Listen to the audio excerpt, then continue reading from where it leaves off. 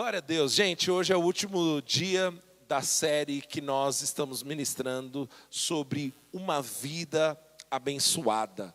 E meu irmão, eu estou com bastante expectativa porque eu acredito que o nosso Deus tem lições tão fundamentais e tão importantes para as nossas vidas através dessa reflexão. Eu quero que você abra a sua Bíblia em Deuteronômio 28. Nós leremos o versículo 8, Deuteronômio 28, versículo 8. O texto diz assim: O Senhor enviará bênçãos aos teus celeiros e a tudo o que as tuas mãos fizerem. O Senhor, o seu Deus, os abençoará na terra que lhes dá. Vou ler de novo. O Senhor enviará bênçãos aos teus celeiros e a tudo o que as suas mãos fizerem. O Senhor, o seu Deus, os abençoará na terra em que lhes dá. Vamos orar. Senhor, obrigado por tua palavra. Tua palavra é a verdade. Senhor, nós estamos prontos, disponíveis e desejosos, Senhor, de receber revelação do céu, Pai. Nós não queremos, Pai, que esse domingo à noite seja só mais uma noite comum onde nós viemos para a igreja porque é isso que fazemos. Mas, Senhor, nós cremos que essa noite o Senhor pode nos trazer instruções que transformam as nossas vidas. Eu te agradeço por isso, Senhor. Eu te agradeço por graça, pela unção que já está disponível para comunicar a tua palavra sobre os meus irmãos. Graça para receber, para acolher com mansidão, para misturar com fé e colocar em prática em suas respectivas vidas, em nome de Jesus. Os que creem, digam amém. Querido, olha só, uma vida abençoada, ela é fruto direto de uma vida de boa mordomia. Diga, eu sou mordomo. O que é um mordomo? O mordomo é aquele que toma conta, administra bens, recursos ou coisas que não lhe pertencem. Então, o mordomo é aquele que administra aquilo que ele não é o proprietário. A nossa vida começa a ter esse status e nós começamos a viver o que é uma vida abençoada a partir do momento que temos a consciência de que tudo que temos, tudo que possuímos, todas as áreas das nossas vidas não são nossas. Querido, cada área da sua vida que você se sente proprietário, você está fadado a viver crises profundas nessas áreas. Você já viu mães que se sentem, já que é dia das mães, né? Devia ter escolhido um exemplo melhor, mas desculpa aí, mães. Mas você já viu mães que se sentem donas de seus filhos? Na infância bonitinho, na infância quando está maiorzinho, na adolescência é difícil, e quando o camarada vira adulto, aí é osso, porque ela quer tratar o filho dela como um bebezinho quando é um marmanjo barbado. Quando você não tem a consciência de que tudo que está na sua vida hoje, você não é proprietário, mas administrador, você tem a grande tentação de reter, de segurar, de ser um dominador sobre aquilo que está na sua vida. E essa não é a proposta de Deus. A proposta de Deus é que você administre o que Ele confiou na sua mão com a mão aberta.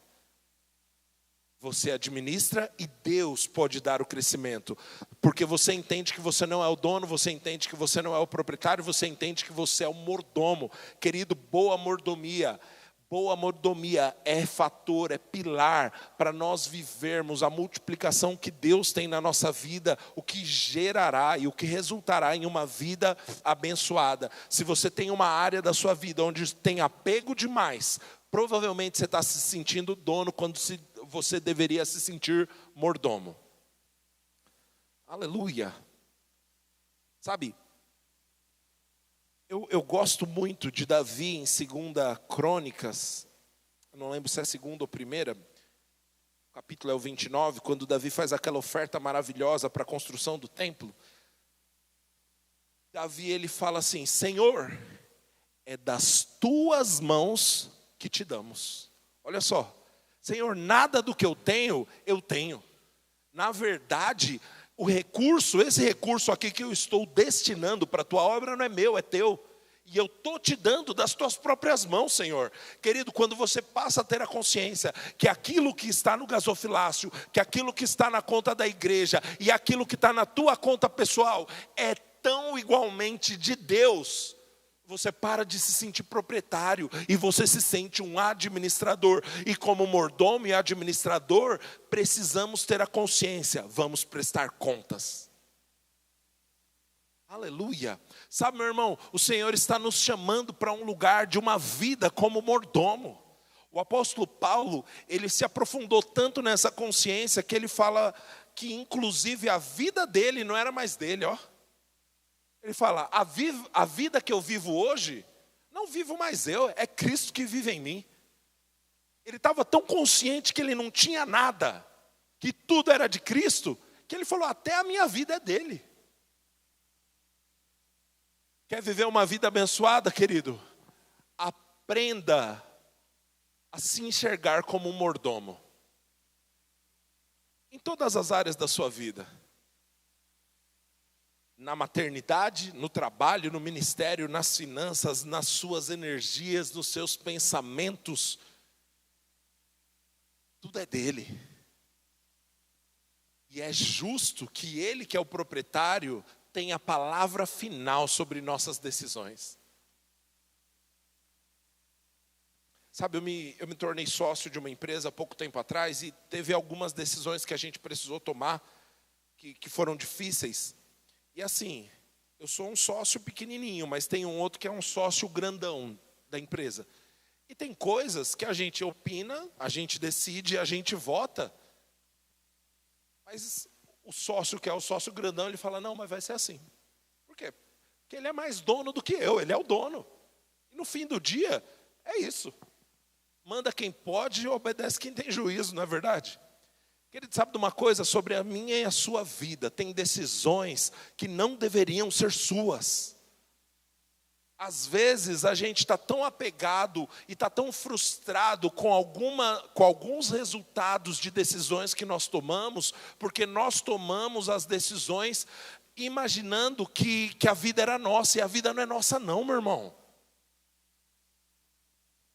Aí a gente se sente frustrado, Senhor, se eu soubesse eu não tinha decidido assim. Querido, se você tivesse consciente que você é mordomo, você teria falado, Senhor, o que o Senhor quer fazer com essa vida que é tua?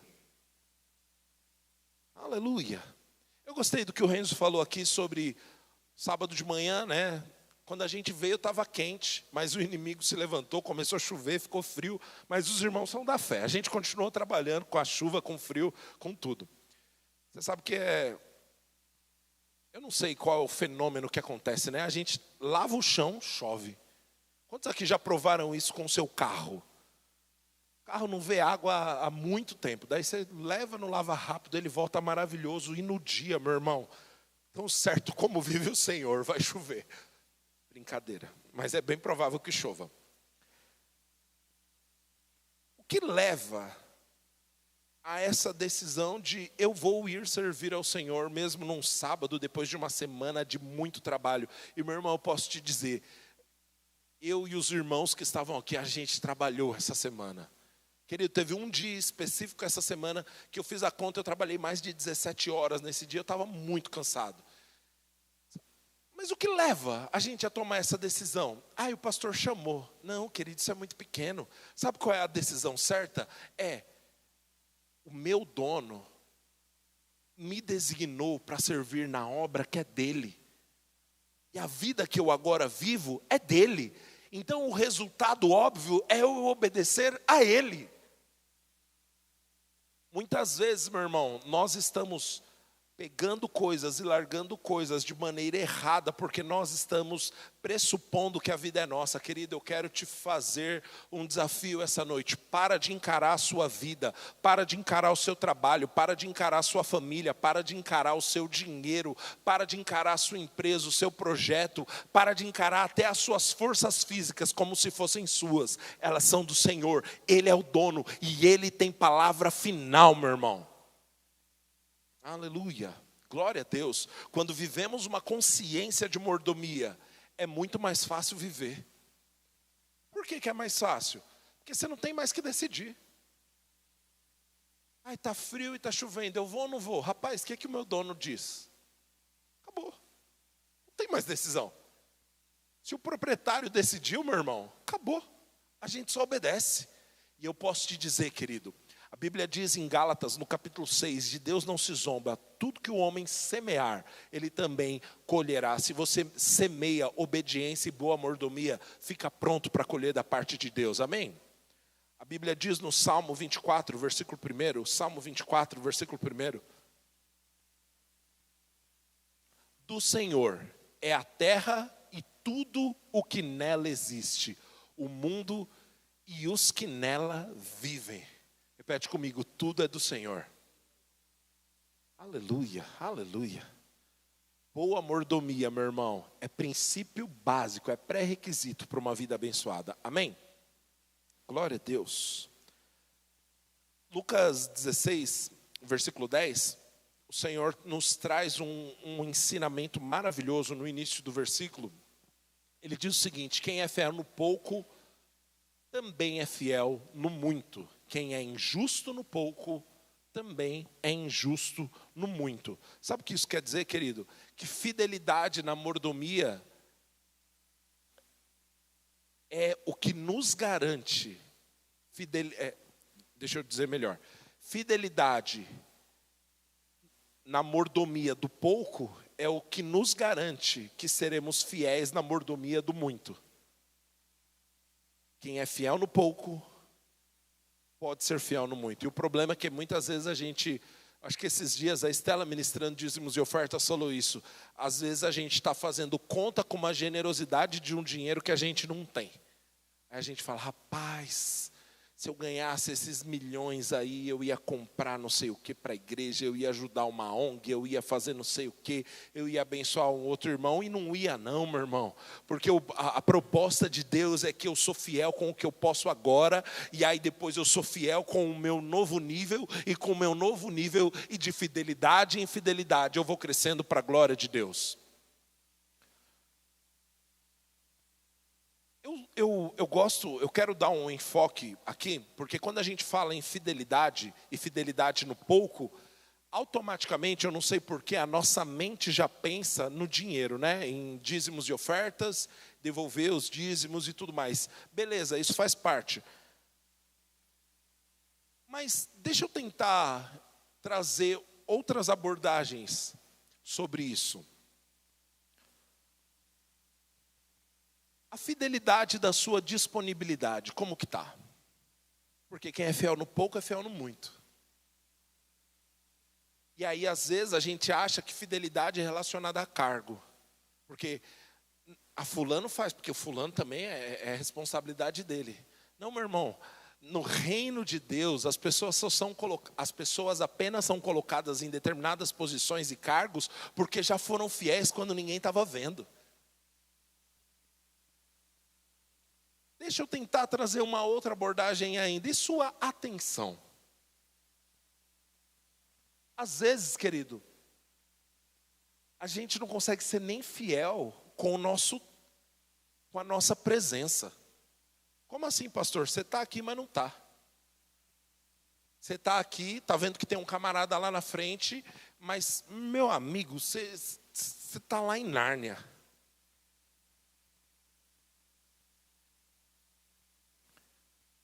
Fidelidade em qualquer área da nossa vida, no pouco, é o que nos gera fidelidade sobre o muito. Quão fiel você tem sido com aquilo que está na tua mão hoje? Sabe, meu irmão, deixa eu te dizer uma coisa, Deus nunca vai te cobrar a fidelidade daquilo que Ele não te deu. Você só pode ser fiel com aquilo que está na tua mão hoje. E a pergunta é, qual resposta temos dado a Deus? Quando a gente fala sobre ser fiel no pouco, ser fiel no muito, como eu falei, muitas vezes a gente já pensa em devolver dízimos e ofertas. Então vamos falar de dinheiro, mas sem dízimos e ofertas. Como você e eu temos sido fiéis com o dinheiro de Deus que está na nossa conta?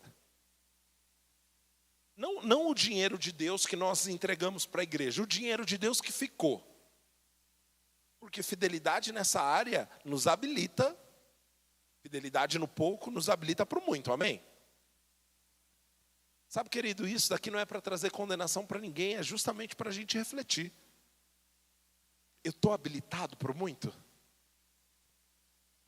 Porque boa mordomia é o pré-requisito para viver isso, amém? Está recebendo algo bom essa noite, querido? Glória a Deus. Boa mordomia, meu irmão, é pré-requisito para uma vida completamente abençoada em todas as áreas da vida.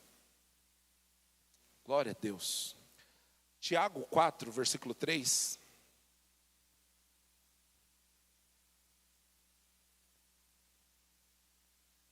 Tiago 4, verso 3 diz assim: quando pedem, não recebem, pois pedem por motivos errados, para gastarem seus prazeres.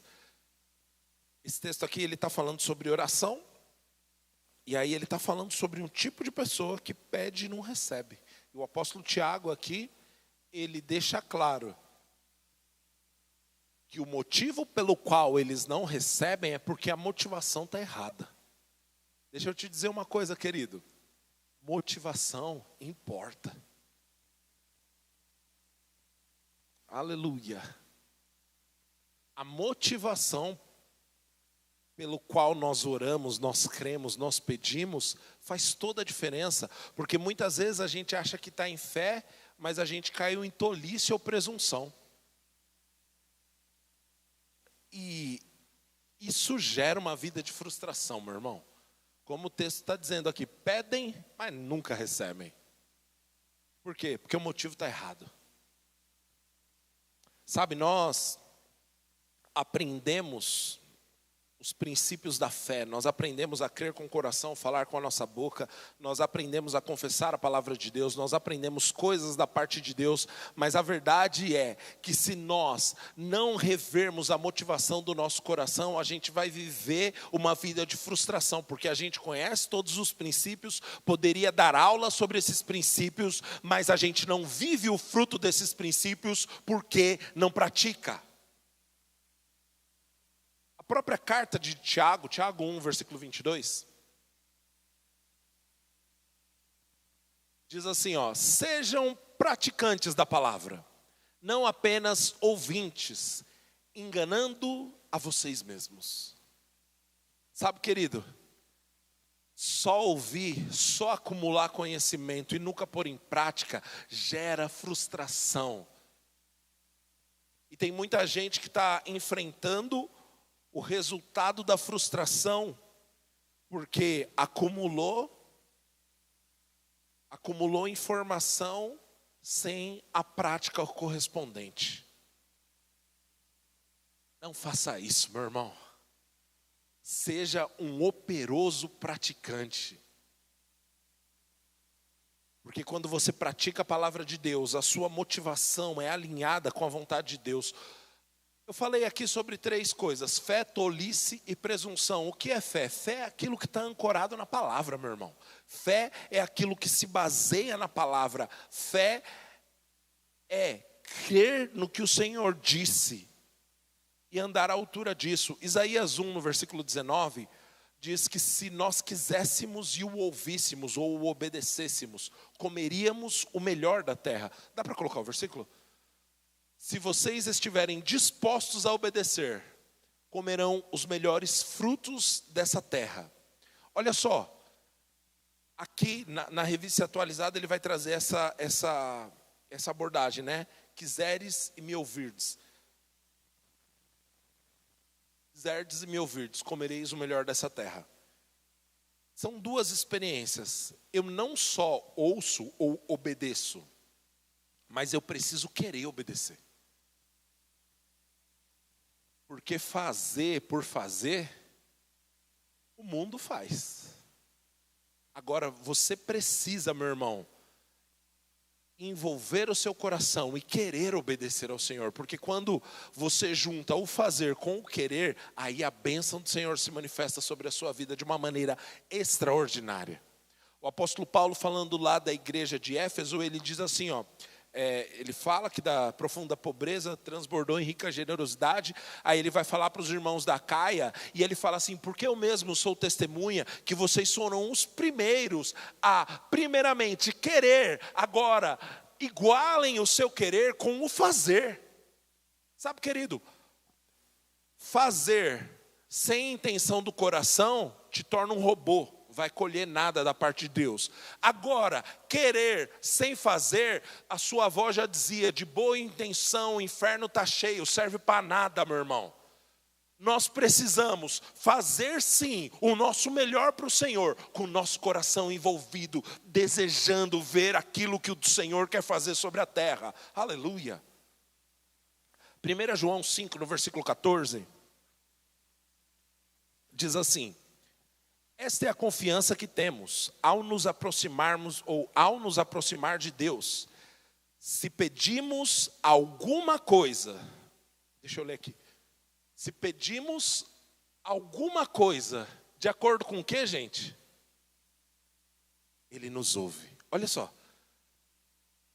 Qual é a diferença de fé, tolice e presunção? Fé é pedir algo para Ele, de acordo com o quê? Com a vontade dEle. Aí a gente sabe que Ele nos ouve. E qual o resultado de saber que Ele nos ouve? Próximo versículo. Assim sabemos que Ele nos ouve em tudo o que pedimos. Sabemos que temos dEle o que temos pedido. Olha só, essa é a confiança que nós temos. Se pedimos algo de acordo com a vontade dEle, Ele nos ouve. Se Ele nos ouve, recebemos. Aleluia.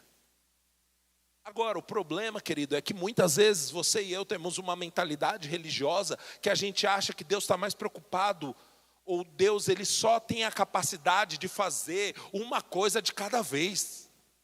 A gente acha que não, Deus está muito ocupado cuidando da criança que nasceu doente lá na África, e eu não posso pedir, meu amigo, você é filho de Deus, Ele é poderoso, Ele é infinito, Ele se importa também com você. E o problema é que o distanciamento que nós criamos de Deus, e o problema é que o que nós aprendemos de Deus não foi direto do próprio Deus, foi através de fulano, cicrano ou beltrano que fala um monte de coisa. Mas, querido, quando você aprender de Deus através de um relacionamento íntimo e pessoal, o seu pai pode deixar claro que ele se importa com os detalhes da tua vida também, meu irmão.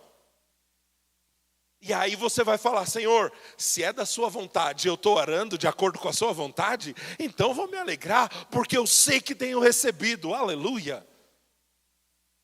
Isso é a vida de fé.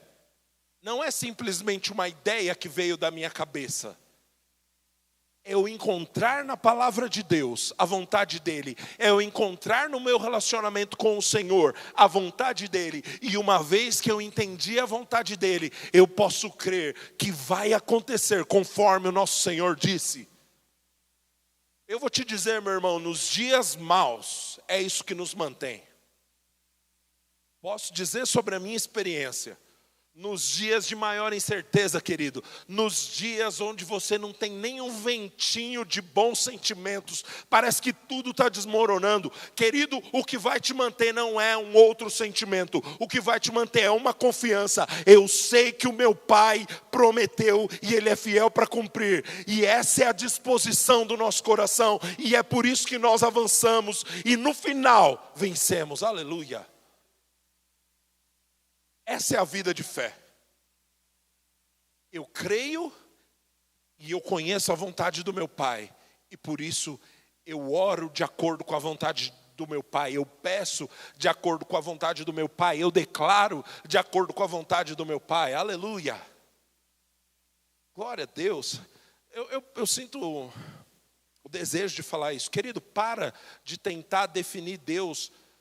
Ou para de tentar colocar Deus dentro de uma caixinha, de um esquema, de uma matriz que outros criaram. Sabe, eu amo que você tem um coração reverente, piedoso e recebe de Deus através da minha vida, mas, meu irmão, se tudo que você conhece de Deus é o que o pastor Dedé fala, você está vivendo uma vida muito pobre. O convite de Deus é: eu quero me revelar a você, eu quero falar direto no seu coração, eu quero te inspirar, eu quero te dar instrução, eu quero me relacionar com você. E muitas vezes, meu irmão, a gente pega um cara que estudou mais que a gente e fala assim: não, mas se ele falou, é ele que está certo. Querido, Deus não quer intermediários. O Senhor Jesus é o único caminho. Sabe, querido, Deus não quer colocar um intermediário entre você e Ele. E o problema é que às vezes a gente está colocando alguns intermediários mesmo sem saber. Ai, mas o meu intermediário não é o pastor da minha igreja, mas às vezes é uma pessoa que você ouve no YouTube, você nem conhece a vida pessoal dessa pessoa. E aí você deixa essa pessoa definir o que você acha, o que deixa de achar, meu irmão, sem ver de perto os frutos. Cuidado, meu irmão. Meu conselho para você é: conheça a Deus com a sua Bíblia aberta e no seu lugar de oração. O problema é que muitas vezes a gente está conhecendo a Deus com a Bíblia aberta e o celular aberto no YouTube em cima da Bíblia. Deus quer se revelar a você. Ele quer falar com você, querido. Ele quer se comunicar a você. Querido, eu te aconselho, faça orações. Tem um homem de Deus, o Bill Hybels, falava sobre isso, né? Sobre orações perigosas. Faça esse tipo de oração: Senhor, tem algum conceito que eu abracei que eu não deveria ter abraçado? Meu irmão, isso daqui dá pano para manga. Que às vezes a gente vai ver assim: rapaz, mas não tem mal nenhum nisso. Mas, meu irmão, se é Deus que falou para você parar de assistir. E sabe o que é mais divertido sobre Deus? É que às vezes Ele vai falar: para com isso, e Ele não vai te explicar o porquê. E aí você não tem mais desculpa. Ou obedece ou desobedece. Mas esteja consciente que é desobediência que você escolheu, e não tem nenhum outro nome aqui. Às vezes eu falo algumas coisas para minha filha, e ela está na fase dos porquê, né? Por quê? Mas por quê? Mas por quê? Depois do 35º porquê? Porque eu sou seu pai e eu mandei, e obedeça. Não dá para explicar, tem coisa que é isso, né? Você não consegue entender agora, só obedece. Querido, tem coisa que Deus Ele não consegue explicar para a gente agora, não porque Ele não possa, é porque a gente não consegue mesmo entender. Aí Ele disse, a gente obedece, pronto. Amém? Aleluia. Está no meu coração aquele versículo de João, acho que é no capítulo 15, que o Senhor Jesus fala que se nós permanecêssemos nele e as palavras dele em nós, pediríamos o que quiséssemos e seria feito. Isso é fé, meu irmão. Fé é: eu permaneço nele, ele permanece em mim. E aí, querido, eu consigo ser efetivo. Amém? O que é tolice, querido? Tolice é você pedir sem nenhum princípio ou sem nenhuma responsabilidade. É confundir fé com qualquer desejo emocional. Irmãos que são rápidos demais em dizer: Deus falou. Mas, querido, a qualquer vento, parece que Deus voltou atrás. Querido, Deus não muda. Se Ele falou, Ele é fiel para cumprir. Por isso que é melhor, às vezes, a gente dar um passo para trás e não ser tão rápido em dizer: Deus me disse, eu estou crendo. É melhor você falar: rapaz, eu estou sentindo, eu acho que é por aqui, eu imagino. Enquanto você não tem definição se com clareza foi Deus que falou. Porque, meu irmão, se foi Deus que falou, vai acontecer. Amém? Tolice é eu querer colocar na boca de Deus palavras que Ele nunca disse. Não, porque Deus falou que vai fazer. Cara, Ele falou mesmo? Assim, não dá para julgar. Isso é entre você e Ele. Mas se foi Ele que falou, vai acontecer. Porque Ele é fiel para cumprir cada uma de suas promessas. Deus não volta atrás, Deus não muda de ideia. A Bíblia diz que nele não há mudança e nem sequer sombra de variação, meu irmão. Ele é o mesmo, ele não muda. Amém? Bíblia fala em Provérbios 19, versículo 2. Provérbios 19, versículo 2. Não é bom ter anseio sem conhecimento, muito menos ser precipitado e perder o caminho. Olha que coisa maravilhosa. Às vezes, em nome da fé, a gente está caindo nessa vala aqui. A gente se precipita, toma decisões e fala, eu estou crendo, porque eu estou crendo, vai acontecer. E rapaz, você está crendo na sua emoção.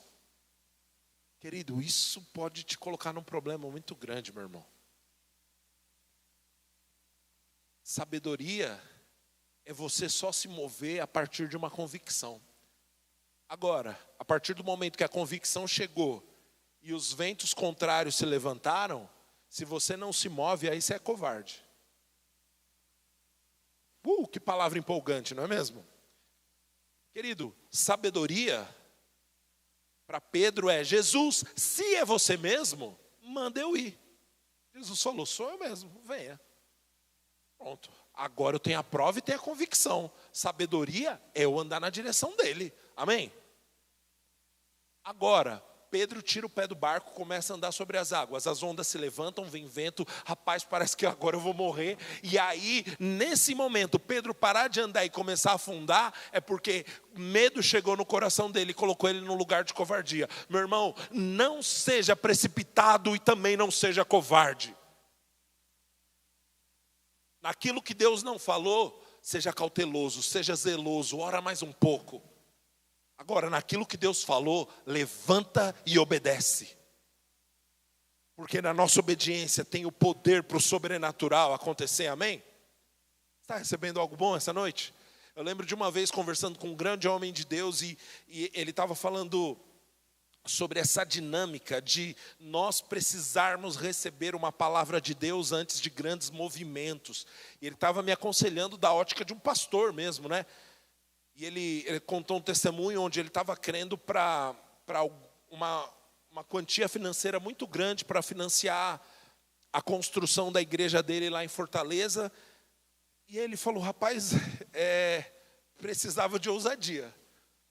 E aí eu falei, pastor, então me conta, nesse momento, você ainda não tem uma palavra de Deus. A igreja está te pressionando, vamos. E o que o senhor faz?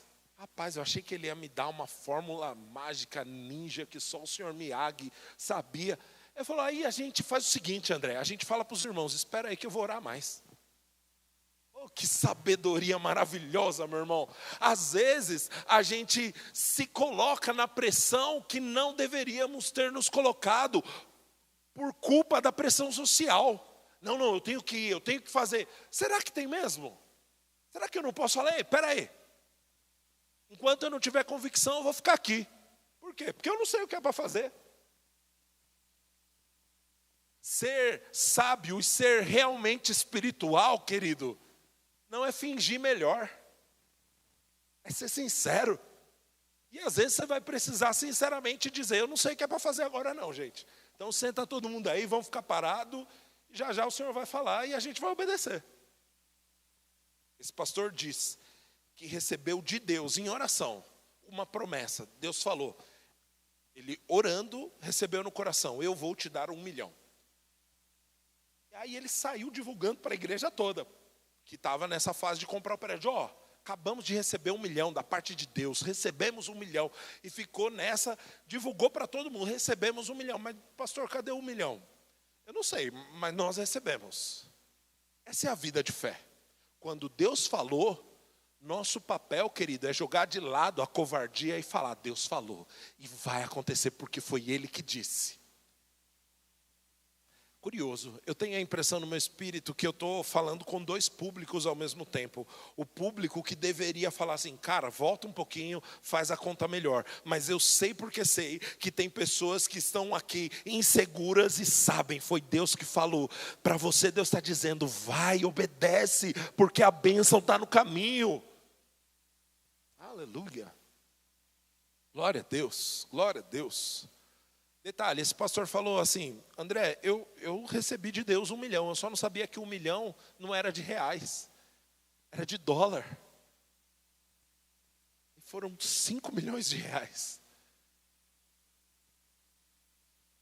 Se mova por convicção, irmão. Amém? Glória a Deus, glória a Deus. Não haja sem reflexão, não haja em tolice. Eu falei sobre fé, tolice e presunção. Pastor, o que é presunção? É usar Deus como justificativa para aquilo que a gente quer. É aquilo que eu disse, colocar na boca de Deus o que é minha vontade. Na verdade sou eu que quero, mas eu falo, Deus falou, porque é jeito de crente falar não, meu irmão. Não é jeito de crente falar não. Deus falou, nós devemos usar quando a gente tiver realmente convicção que foi o Senhor que falou. Amém? Mateus 4. Não, vou ler esse não. Amém. Não caia em tolice e não caia em presunção, viva pela fé. Amém? Glória a Deus. Queridos, o resumo da ópera aqui é: uma vida abençoada é uma vida de boa mordomia pela fé. É uma vida onde, como o apóstolo Paulo disse, eu vivo como tendo tudo e nada tendo. Eu tenho acesso a tudo, mas eu não sou dono de nada. Ele é o meu dono, Ele é o Senhor, Ele é o dono de tudo. E eu estou administrando para o louvor e glória dEle. Querido, deixa eu te dizer uma coisa.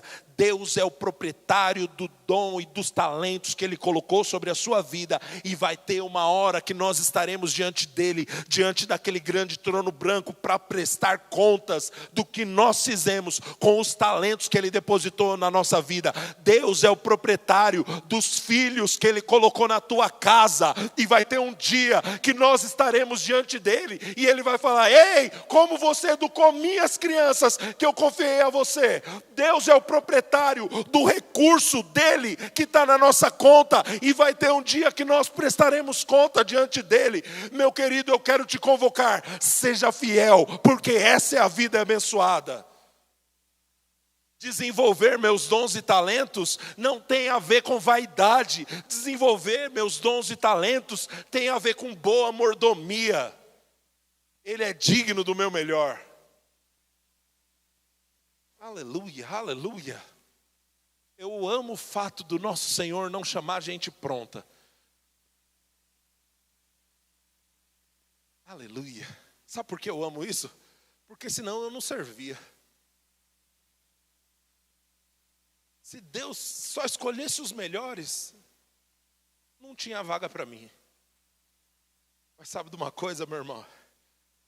Deus, nos seus critérios que eu desconheço, nos escolheu para o louvor da sua glória. Agora a minha e sua responsabilidade é melhorar para a glória dele, é nos desenvolver para a glória dele, é crescer para a glória dele. E eu posso te dizer, querido, que vida abençoada não é o destino. Vida abençoada é essa jornada onde a gente vai melhorando um pouquinho mais, onde a gente se desenvolve um pouquinho mais, onde a gente cresce um pouquinho mais, e no caminho nós vamos vendo milagres, intervenções e a boa mão do nosso Senhor agindo em nossas vidas. Amém? Aleluia, aleluia, glória a Deus. Essa é a vida abençoada que Deus tem para nós. Você consegue perceber que o padrão do mundo de uma vida abençoada é bem diferente do nosso? O padrão do mundo, a vida abençoada é a linha de chegada. O nosso, a vida abençoada é o caminho todo abençoado. Aleluia. Deixa eu te dizer uma coisa, meu irmão. Se você está esperando o cumprimento das promessas para se permitir se alegrar, você está errado. Se você está esperando a efetivação da promessa na sua própria vida, porque não, aí eu vou celebrar. Meu irmão, você está errado. A proposta de Deus é que a gente celebre agora, a gente celebre o percurso, e quando a promessa chegar, a gente já está aquecido, meu irmão, a gente já está celebrando isso aqui há muito tempo, aleluia. Glória a Deus.